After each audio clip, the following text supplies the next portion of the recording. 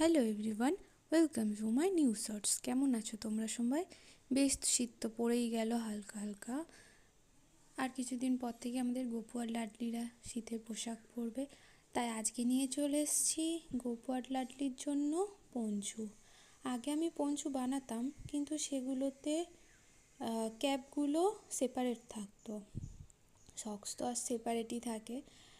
আর এবারে যে পঞ্চুগুলো বানাচ্ছি সেগুলোতেও ক্যাপ সেপারেটই রাখতাম। হঠাৎ করে কি মনে হলো ক্যাপগুলো অ্যাটাচ করে দিই, বেটার হবে, একটু দেখতেও ইউনিক হবে। তাই জন্য ক্যাপগুলো অ্যাটাচ করে পঞ্চুগুলো বানিয়েছি।